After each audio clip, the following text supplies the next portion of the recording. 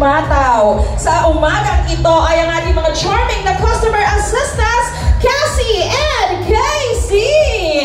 Palakpakan naman natin. And of course, thank you so much for joining me this morning, girls. Palakpakan natin ulit, Cassie and Casey! Sulit dahil may kasama na yung free spice of vinegar na pang-partner sa barbecue master. Affordable na, busog pa ang lahat. Sino dito ang favorite ng barbecue? Taas ang kamay. O ayan na, maya-maya matitikman na natin ha, ang barbecue master. And syempre, kanina ko pa nga sinasabi na napakadaling lutuin ito. Kaya naman ipapakita namin kung gaano nga ba kadali at kabilis lutuin ang barbecue master. Kaya naman, let's watch this video.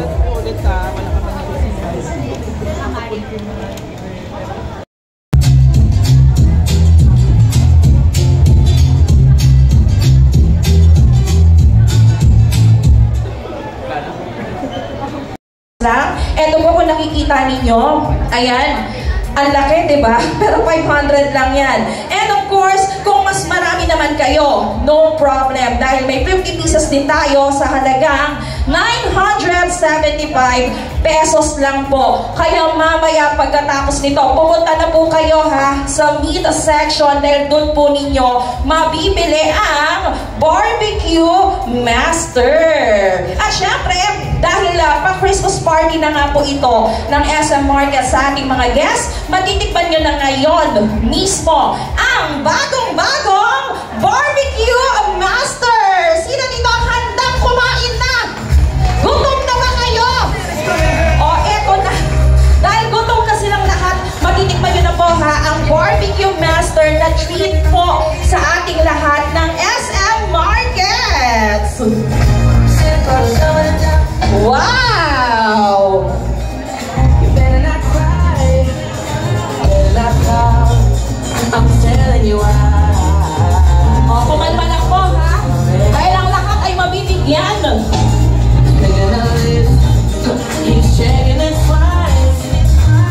Grabe, napakaswerte. I-prove mo sa amin ngayon ha, na talagang nasarapan ka sa barbecue master. Nakita mo naman yung ginawa ni Pawi kanina ha, pang model. Ang ginawa niya, kaya mo matapatan yun. O sige, malaman natin ha kung ikaw na ba ang magiging next endorser ng barbecue master. O, ready ka na bang kumagat? O sige, ready na siya. O, go! O, grabe. Nagmamantik ka. O, sige, thank you so much. Mag-marinate, prepare, ang daming pwedeng gawin. Ito, napakadaling gawin. Punta lang kayo sa SM Supermarkets. Ito yung paraan paano kayo endorse yung barbecue ng SM Supermarkets.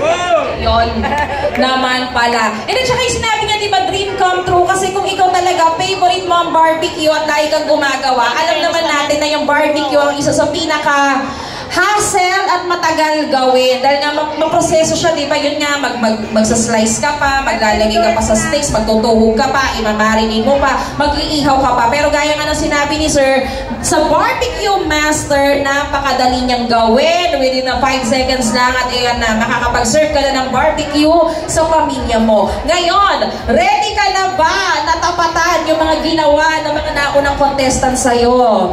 So, palagay mo ba ikaw na ang magiging endorser ng barbecue master? Naman! O naman! O sige ha, patunayan mo sa amin na dahil dyan. Sige, kumuha ka na ng isa.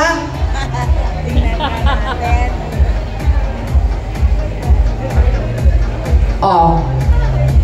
O, isaw-saw mo. Ganyan. Bo.